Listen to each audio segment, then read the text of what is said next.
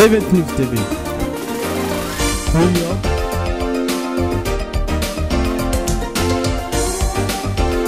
Paris.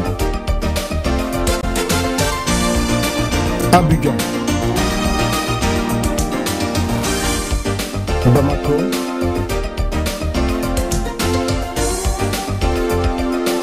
Londres.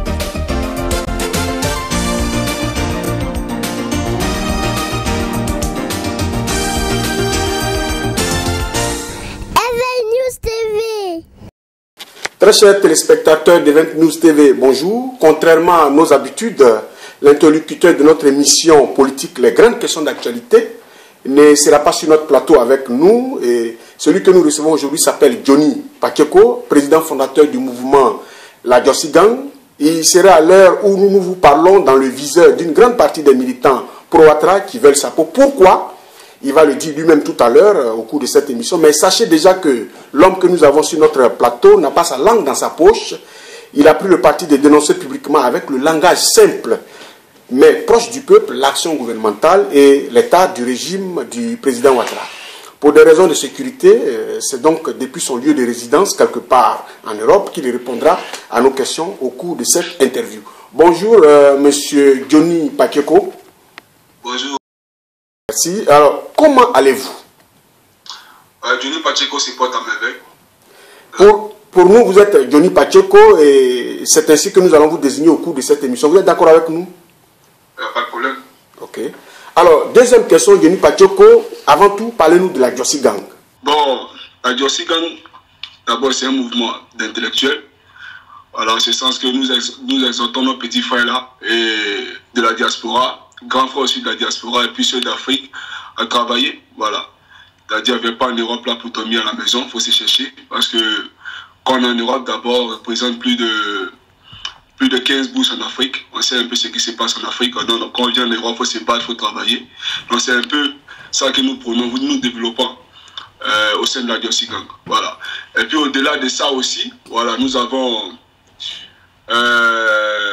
un côté social, un volet social aussi, qui est le fait de venir en aide à certaines couches sociales en Côte d'Ivoire. Je vais parler par exemple du village SOS d'Abobo.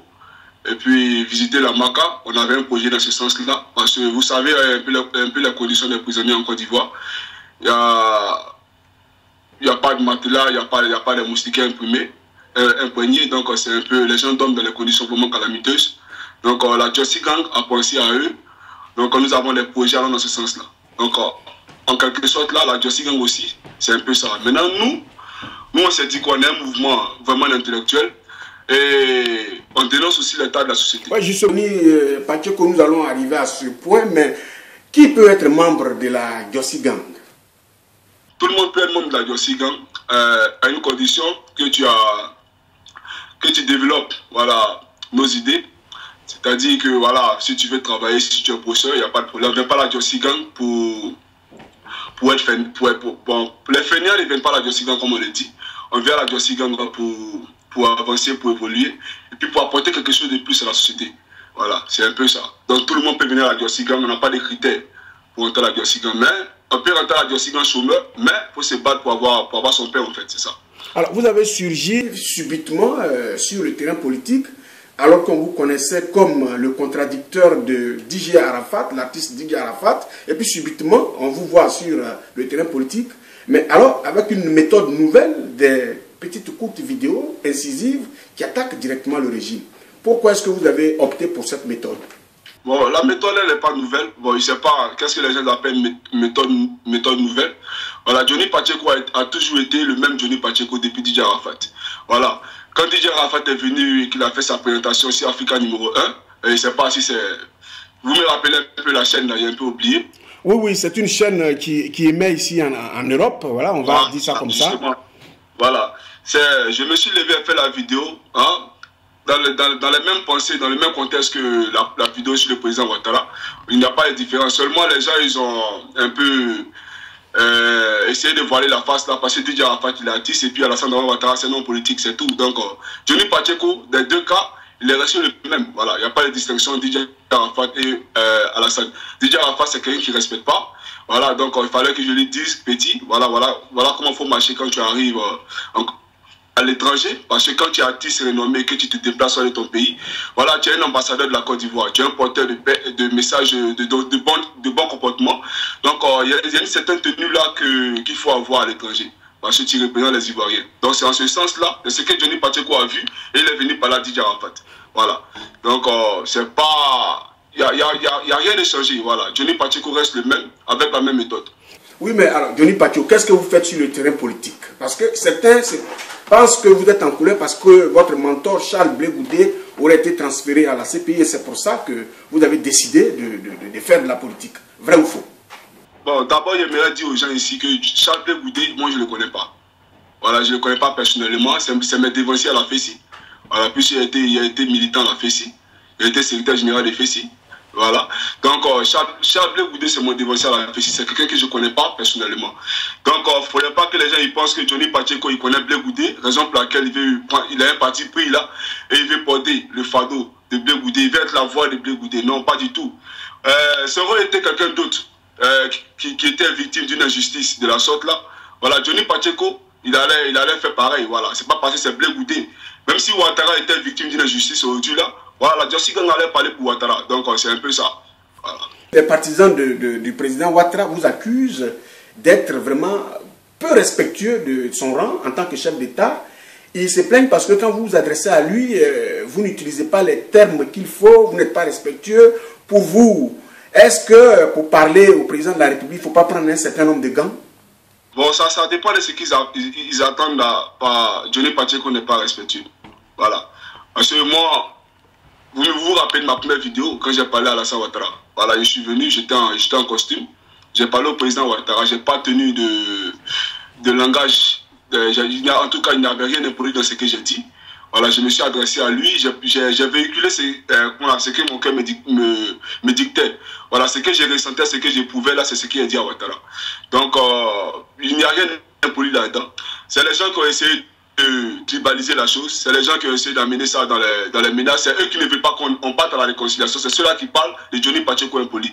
Johnny Pacheco n'est pas impoli, ceux qui connaissent Johnny Pacheco, qui ont marché avec Johnny Pacheco, ils savent que c'est quelqu'un qui est beaucoup courtois, quelqu'un qui est ouvert, et puis beaucoup généreux aussi. Voilà, donc je ne suis pas impoli avec Ouattara, c'est ma vérité là qui pense, qui le dérange au fait. Sinon, moi je suis quelqu'un, voilà, je suis avec vous aujourd'hui, est-ce que vous voyez quelqu'un qui est poli devant vous? Pas du tout. Justement, M. Johnny Pacheco, alors pour vous, la vérité c'est qu'en Côte d'Ivoire, désormais, la réconciliation est en panne, la cohésion sociale est bâclée, la liberté d'expression est embrigadée, l'impossible retour sécurisé des Ivoiriens est en marche, les Ivoiriens qui sont en exil, et puis après, vous dénoncez aussi l'incessant emprisonnement des pro-Gbagbo. Alors, bref, pour vous, rien ne marche désormais comme il se devrait en Côte d'Ivoire. Est-ce que vous n'êtes pas trop dur avec le régime Ouattara? Mais vous savez, ça dépend de qu'est-ce que vous attendez d'être trop dur avec le régime Ouattara. Bon, les Ivoiriens aujourd'hui, tout le monde se rappelle de ce 11 septembre 2002 en Côte d'Ivoire. Voilà, lorsque nous... 11 avril, vous voulez dire 11 avril? 11 avril, bon, j'ai confondu un peu avec la date de... Oui, des Américains, oui, 11 avril. Les Américains, voilà. 2011. Donc, nous nous souvenons un peu de ce qui s'est passé en Côte d'Ivoire. Est-ce que vous comprenez? Voilà. Les gens, ils accusent Johnny Pacheco d'être un peu dur. Non. Moi, je dis toujours que je viens d'un esprit de cohabitation. Les Ivoiriens doivent cohabiter ensemble. Un esprit de réconciliation, de cohésion sociale, de paix, surtout dans le cœur et dans le comportement. Voilà. Donc, Johnny Pacheco, il ne vient pas d'un esprit tribal. Est-ce que vous comprenez? Donc, c'est pour dire à Ouattara qu'effectivement, en Côte d'Ivoire, il y a un problème. Il y a un problème en ce sens que, aujourd'hui, là, la liberté d'expression en Côte d'Ivoire n'existe que de nom. Elle n'existe que de nom. En Côte d'Ivoire, tu te lèves aujourd'hui, tu parles, mais tu es kidnappé, tu es tué. Est-ce que vous savez combien de parents aujourd'hui ont perdu les enfants? Pendant qu'aujourd'hui on nous parle de paix en Côte d'Ivoire, pendant que Charles Konan Banny a entamé le processus de réconciliation nationale, mais les gens ils disparaissent et puis personne n'en parle. Il y a un véritable problème en Côte d'Ivoire. Les gens ne peuvent pas parler, ils sont séquestrés dans leur âme, dans leur chair. Est-ce que vous comprenez? Mais un corps qui est là, qui grogne en son sein, vous pensez que ce corps-là, il va bien? Il n'y a rien qui va en Côte d'Ivoire. Comment vous pouvez parler de réconciliation alors que d'abord la constitution ivoirienne est contre le fait qu'un Ivoirien soit en exil. Et Ouattara est conscient de ça. Dans ma vidéo, je l'ai interpellé. J'ai dit au président Ouattara que Gbagbo a tenu compte de cette constitution-là, raison pour laquelle il vous a fait venir. Comme Oufou Boigny dans le temps est allé le chercher en 83 à Paris dans son jet privé pour l'amener sur la Côte d'Ivoire. Donc, pourquoi vous faites fi de cette constitution-là puisque vous êtes le chef de l'État? Êtes-vous pour le fait que les Ivoiriens soient en exil et que les Ivoiriens se prostituent au Ghana, qui est un pays frontalier? Êtes-vous pour ce fait-là? Donc, effectivement, il y a un problème en Côte d'Ivoire. La réconciliation ne peut pas se passer en Côte d'Ivoire sans Laurent Gbagbo. Parce que tout le monde, excusez-moi de rentrer un peu dans la détail, mais il faudrait que les gens sachent un peu la vérité. Voilà. Nous avons vu ce qui s'est passé en Côte d'Ivoire. Ouattara, aujourd'hui, a nommé certains de ses chefs de guerre, préfets militaires, des gens, des génocidaires, des gens qui ont tué des gens à l'ouest, à Djokwe. Et ceux-là aujourd'hui sont récompensés, sont nommés préfets militaires. Des gens qui ont éventré des femmes, qui ont égorgé des gendarmes depuis 2002, qui ont tué Boka Doudou, son ministre de l'Intérieur. Ces officiers supérieurs de l'armée ont été tués. Ceux-là aujourd'hui sont récompensés, ils sont préfets militaires. Je vous rappelle, cher monsieur, qu'Amnesty International a lancé un mandat à dénoncer cela, pour dire que ces rebelles-là ont commis un crime contre l'humanité.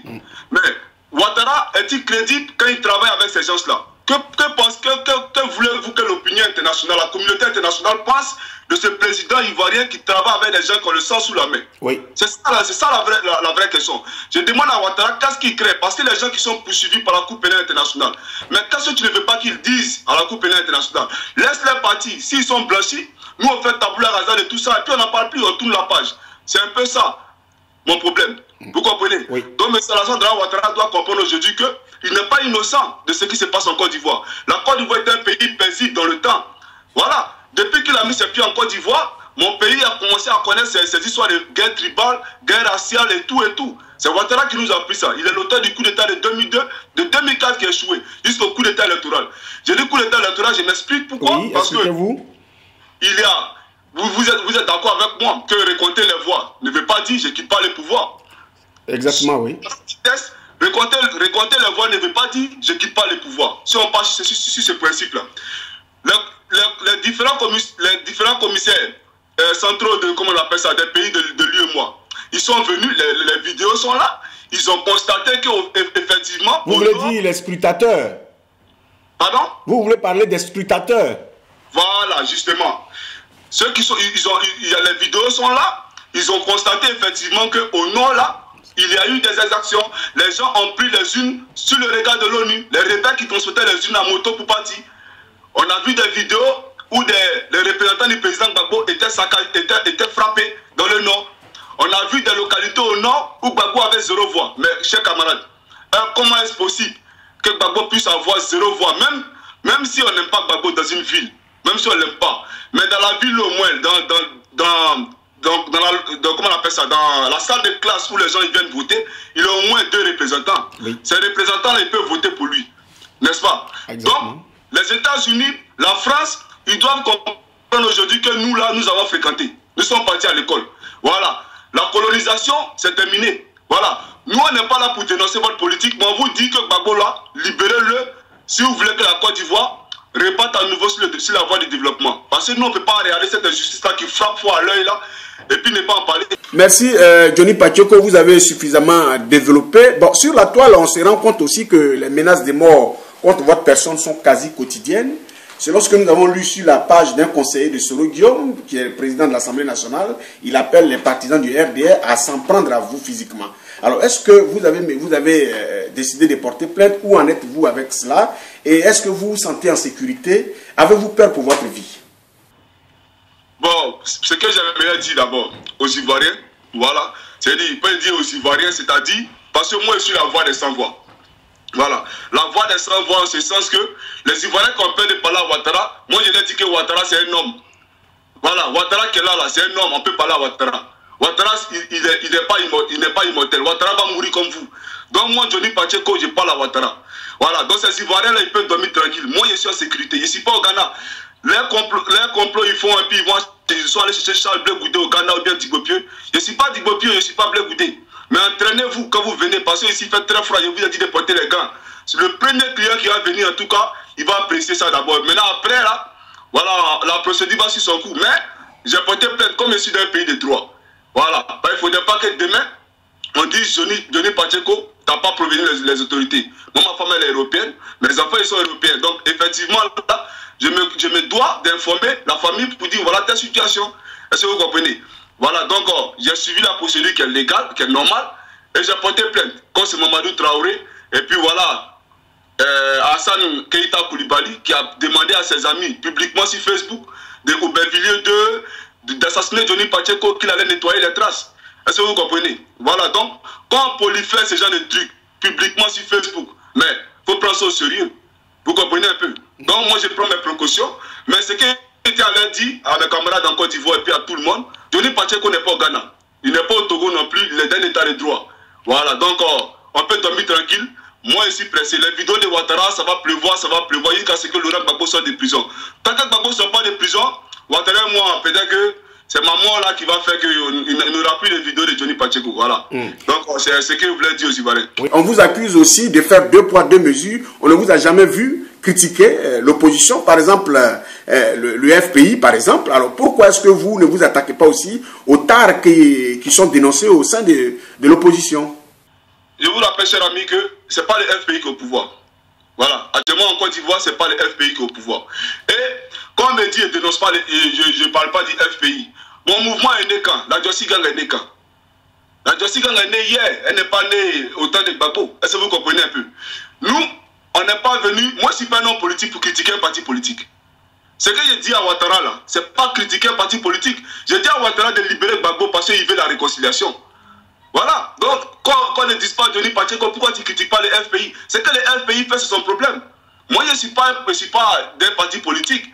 Est-ce que vous comprenez? Est-ce que c'est Affi N'Guessan qui gère le pays? Est-ce que les décisions qu'Affi N'Guessan prend là, ça a une conséquence sur la Côte d'Ivoire? Mais je crois que les décrets, c'est Ouattara qui les signe. Voilà. Donc, s'il y a quelqu'un à critiquer, c'est bel et bien Ouattara. Critiquer Affi N'Guessan par rapport à quoi? C'est lui qui naturalise les gens, mais c'est lui qui fait quoi en Côte d'Ivoire?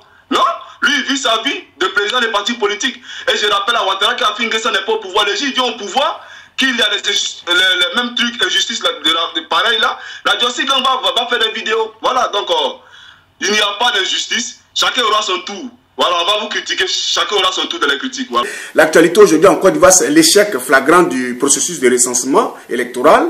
C'est vrai que le FPI a lancé un mot d'ordre de boycott qui a été suivi, mais en même temps, le processus lui-même portait en lui un germe d'échec, notamment par exemple l'inscription de l'ethnie du pétitionnaire sur la feuille d'enregistrement. Alors, est-ce que vous avez un avis sur ça, Johnny Pacheco?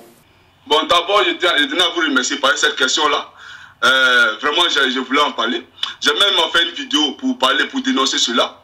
On fait un recensement en Côte d'Ivoire, puis on demande ton ethnie par rapport à quoi? C'est ce que je veux que Ouattara nous explique. Parce que nous, on n'a jamais vu ça. Hein. C'est lui qui est venu et puis il a instauré ça. Donc, on demande l'ethnie, là, c'est par rapport à quoi? J'ai fait des vidéos et j'ai multiplié pour dénoncer un peu ce que j'ai appelé le rattrapage ethnique. Le rattrapage ethnique en ce sens que, quand vous voyagez, j'ai demandé aux frères ivoiriens de voyager, ceux qui sont déjà en diaspora, de visiter les ambassades ivoiriennes dans leurs pays respectifs. Dans les différents pays respectifs.